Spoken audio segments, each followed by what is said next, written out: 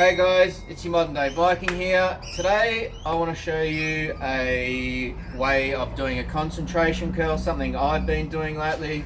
It's been really working well, so I want to share that with you guys. So let's get out of this weather now.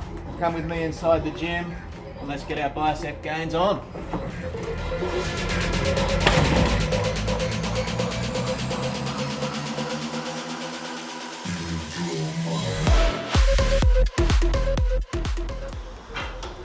Okay, so first things first, I'm just going to show you how I set up, and firstly let's just quickly explain a little bit about what's going on here. So we know when we're doing our bicep exercises, all we can really do is a curl. Whatever we are doing, it's just some sort of variation of a curl, being that the elbow is a hinge joint. Probably the only other thing we can do for biceps would be some straight arm strength training, which not a lot of people do, except those in the calisthenics sort of fitness area.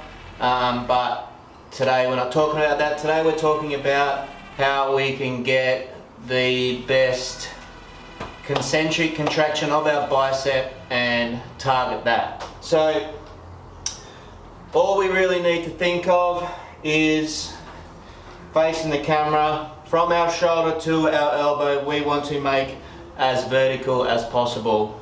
And then why we do this is because when we do our curl, from here, this is where gravity is going to be its greatest, and so this is going to be where we are working our hardest. And really, that's it. So we know when we do a lot of like preacher curls, we have got a setup basically like this on an incline. There does tend to be a lot of strain around, your elbow area when you're doing this, just because, especially if you're doing heavy loads.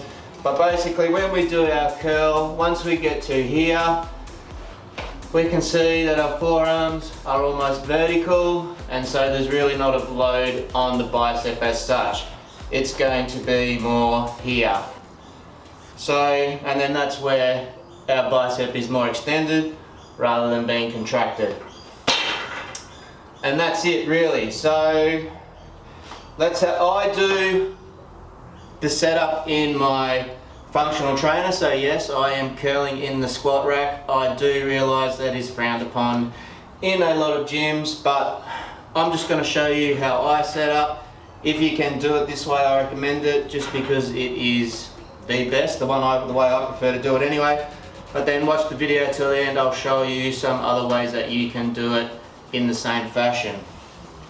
So you've got your pad here just for some comfort. We're getting right over the top of the bar and squaring up as much as we can. I do find myself sort of, when I'm fatiguing or not paying attention, that I will sort of curl this way, but we want to square up. And you can feel when you do that there is an extra load on the bicep, and that's what we're trying to attack today. So just hanging here, bring it up, okay, and then that's it. When we come up, we can supinate our grip, or turn our forearm I should say, to supination to get that extra bit of contraction, and there we go. So that's how we do it. What we want to do though is make the most of it while we're up there. So when we curl, let's hold it for 3 seconds, whatever, down, straight back up, and the count starts once you're contracting. 2, 3, down. Not like this. 1, 2, 3, because you'll be coming down straight again. Get it up there, squeeze it. 1, 2, 3, and down. And then obviously we want to do the same for the other side. This is only a 10 kilo dumbbell, you won't need to go that heavy.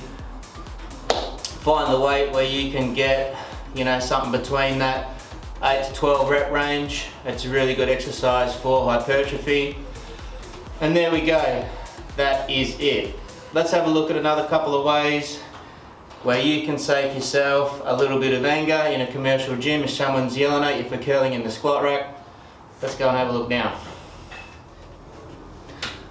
Okay, so what we can do is we can grab a bench, we can set it up all the way, and then we can basically just get right up on top of it, and then here we are.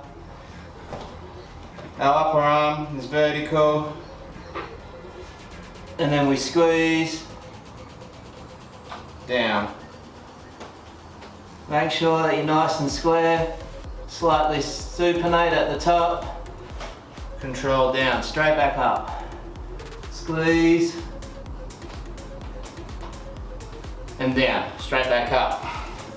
That's one option.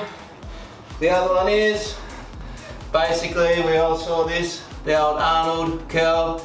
The man knew what he was doing, and you can do the same thing.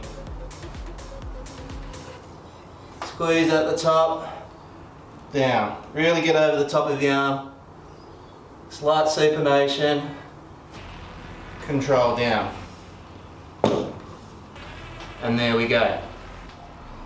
Alright, I thought I'd throw you in a little bit of bonus information. If you want to try something a little bit different, or you're at home, you don't have access to dumbbells, if you've just got a chair and a resistance band, this is how you can set up for the same thing.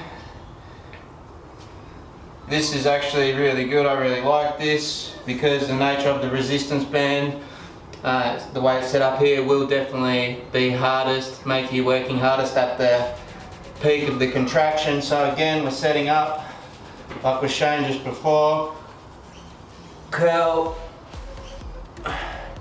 and then hold, and then hold. This is only a green band, it's only a light to intermediate one. Oh! And the rear biceps are really working. So just to show you again how to set it up, loop it in the foot that you're going to be leaning on with your arm, lay that on the ground, and you can stand wherever to make it as hard as you need to make it. You can put a bit of stretch on it there,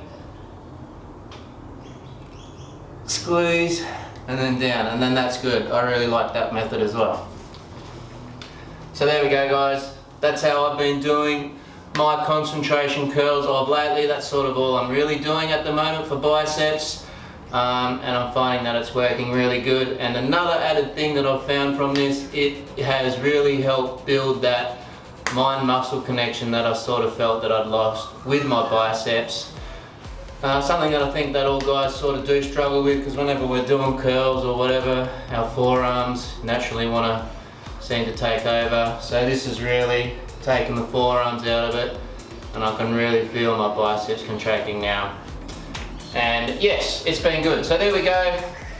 Hope you liked that information. Hope you liked the video.